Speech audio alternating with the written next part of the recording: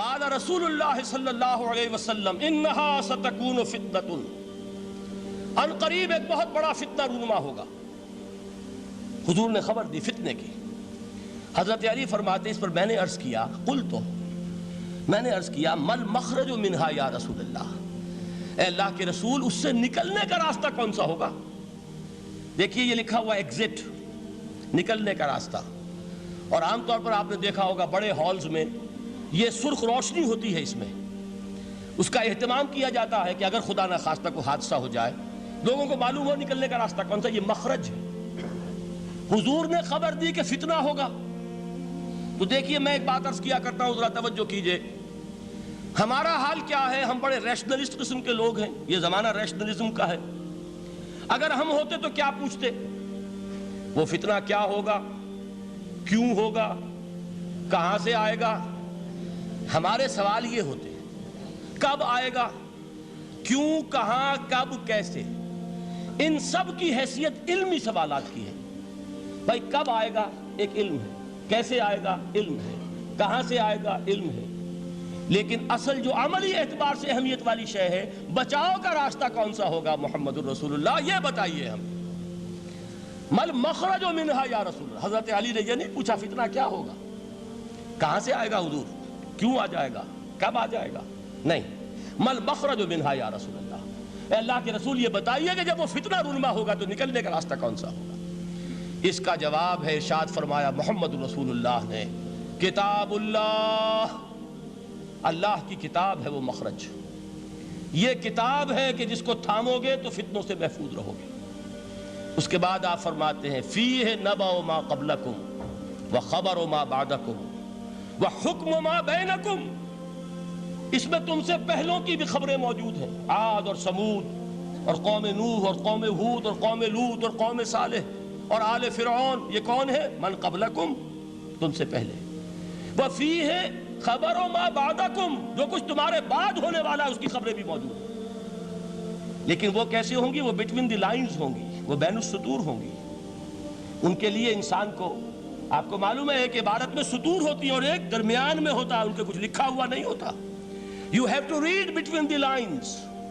قرآن میں بعد میں آنے والے حالات بھی درج ہیں، لیکن اس طرح نہیں جیسے کہ پچھلے حالات درج ہیں۔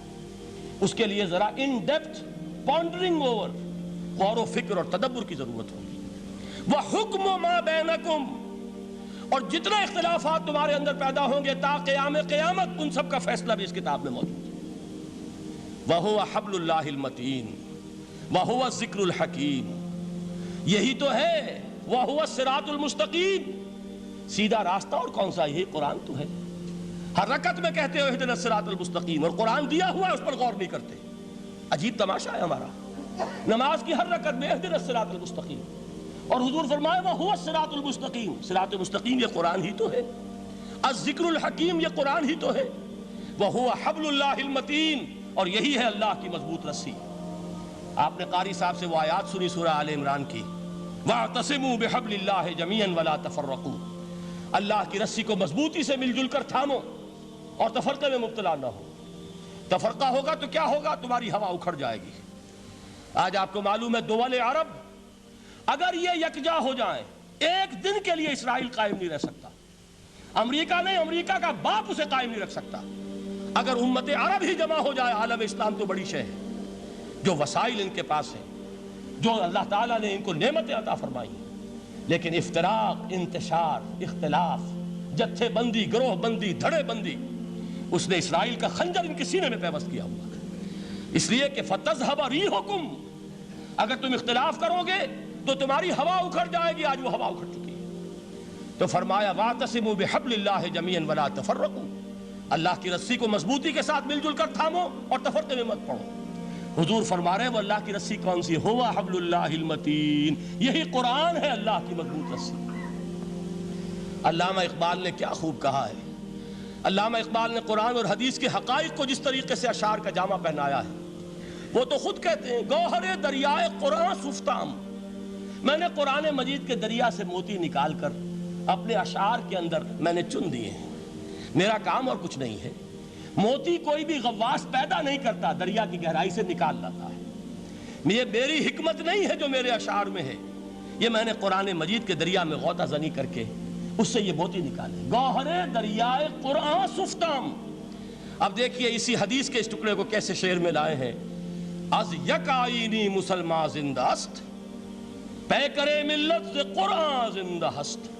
مسلمان کی زندگی تو ایک آئین کے بدولت ہے، یہ آئین قرآن، جو کہا تھا کبھی قائد اعظم مرحوم نے جب پوچھا گیا تھا کہ آپ کے پاکستان کا دستور کیا ہوگا، کیا فرمایا تھا یاد کیجئے کہ ہمیں کسی نئے دستور کی ضرورت نہیں، ہمارا دستور 1400 برس پہلے طے ہو چکا ہے۔ یہ ہماری بدقسمتی ہے جو کچھ کہا تھا قائد اعظم نے کہ God has given us a golden opportunity to prove our worth as architects of a new state and let it not be said that we didn't prove equal to the task۔ میں معذرت کے ساتھ عرض کروں گا حضرت کہ واقعہ یہ ہے کہ ہم اس کے equal to the task ثابت نہیں ہوئے۔ قائد اعظم کا دیا ہوا پاکستان آج دنیا میں موجود نہیں ہے، اس کا ایک حصہ اپنے نام سے دستبردار ہو کر بنگلہ دیش بن چکا ہے، اس نے اپنی تاریخ کو خیر بات کہہ دیا ہے، حالانکہ مسلم لیگ کی جنم بھومی ڈھاکہ ہے، 1906 میں ڈھاکہ میں مسلم لیگ نے جنم لیا تھا، اور اگر وہ صرف ہم سے علیحدہ ہوتا یا گہرا صدمہ ہوتا، لیکن یہ کہ اس نے جب نام بدلا ہے در حقیقت اس نے اپنے تاریخ سے اپنے پس منظر سے استعفیٰ دیا ہے۔ یہ ہمارا دوہرا ہمارے لیے صدمے کی بات ہے۔ کیا 2 یمن موجود نہیں ہیں؟ ان میں سے کوئی ایک بھی اپنا نام چھوڑنے کو تیار ہوگا؟ کیا 2 جرمنی دنیا میں موجود نہیں ہیں؟ کوئی ایک بھی ان میں سے اپنا نام چھوڑے گا؟ کیا 2 کوریا نہیں ہیں؟ 2 ویتنام نہیں ہیں؟ تو کیا 2 پاکستان نہیں ہو سکتے تھے؟ ہو سکتے تھے۔ میں یہ کہا کرتا ہوں کہ یہ گہرا صدمہ ہے علیحدگی، اور دوہرا صدمہ ہے، اور اس سے کہیں زیادہ بڑا کہ انہوں نے اپنا نام بدل لیا، اپنی آئیڈینٹی چینج کر دی، انہوں نے وہ نام اپنے ماتھے سے اتار کر خلیج بنگال کے اندر دبو دیا۔ یہ بہت بڑی سزا ہے جو ہمیں ملی ہے۔ کیوں ملی ہے؟ کہ ہم نے 25 برس تک اس قائد جس کو کہا تھا کہ وہ ہمارا آئین ہے، اس کو آئین نہیں بنایا۔ ہم نے دنیا کے سامنے جھولیاں پساری، ہم نے طرح طرح کے نظاموں کو آزمایا، لیکن اس قرآن کی طرف پیش قدمی نہیں کی۔ اللہ تعالیٰ ڈھیل دیتا ہے لیکن سزا بھی بہت سخت ہوتی ہے۔ ان بطش ربک لشدید، وہ ہم پر کوڑا برسا ہے۔ تاریخ انسانی کی عظیم ترین شکستوں میں سے ایک شکست ہے کہ جو ہمارے ماتھے پر کلنک کے ٹیکے کی طرح موجود ہے۔ اللہ کرے کہ آئندہ یہ تاریخ اپنے آپ کو نہ دہرائے، لیکن میں عرض کر دیتا ہوں آپ سے، جو ہمارے لچھن ہیں، جو ہمارا طرز عمل ہے، جو ہمارے لیل و نہار ہیں، جو ہمارا انداز ہے، اللہ کے دین کا استہزاء اور تمسخر، جس طرح اللہ کے ساتھ مذاق ہم کر رہے ہیں، اس کا شاید اس سے بھی کہیں زیادہ برا نتیجہ نکلے۔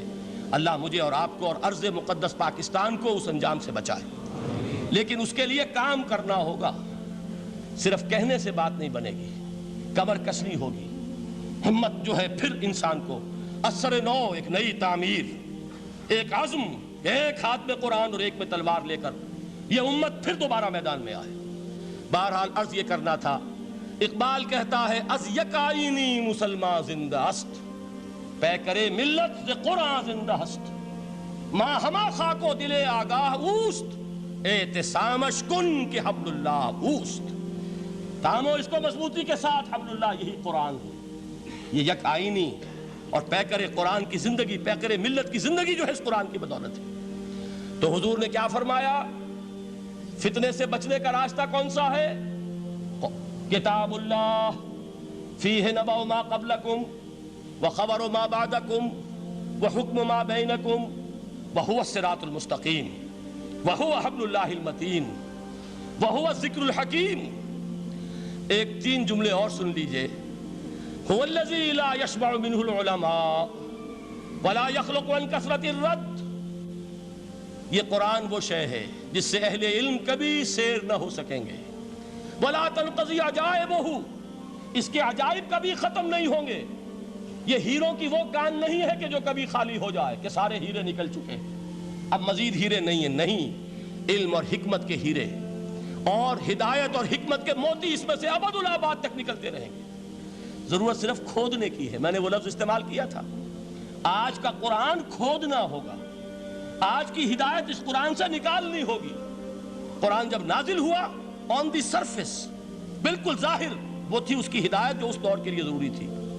ہمیشہ کی ہدایت اس کے اندر رکھ دی گئی ہے، اس میں مضمر ہے، اس میں چھپی ہوئی ہے، اس کے لیے تدبر کی ضرورت ہے۔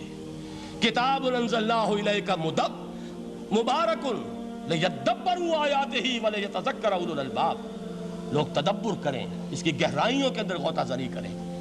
لا تنقضی عجائبہ، اس کے عجائب کبھی ختم نہیں ہوں گے۔ ولا یشبع منہ العلماء، اہل علم کبھی اس سے سیر نہیں ہوں گے۔ آپ کو سخت بھوک لگی ہوتی ہے اور کھانا کھانے کے تھوڑی دیر کے بعد اب آپ کا ہاتھ رک جاتا ہے، سیر ہو گئے، بہترین کھانا ہے لیکن نہیں کھا سکتے۔ اگر عام حالات میں وہ آتا تو کبھی نہ چھوڑتے، لیکن اب وہ آپ کا میزبان کہہ رہا کچھ اور لیجئے، تناول فرمائیے ذرا یہ دے، بھائی نہیں میں اب بھر چکا، یہ آپ کہتے ہیں کہ نہیں؟ حضور فرمایا یہ قرآن وہ شے نہیں ہے جس سے اہل علم کبھی سیر ہو سکے، ان کی پیاس بڑھتی چلی جائے گی، ان کے اندر quest of knowledge, search for wisdom بڑھتی چلی جائے گی۔ کبھی بھی انسان یہ محسوس نہیں کرے گا کہ مجھے جو لینا تھا میں لے چکا، بلکہ یہ کہ جیسے جیسے قدم آگے بڑھیں گے تہذیب کے، تمدن کے، علم کے، اتنے ہی قرآن جو ہے وہ آگے بڑھتا چلا جائے گا ہر دور کی رہنمائی کے لیے۔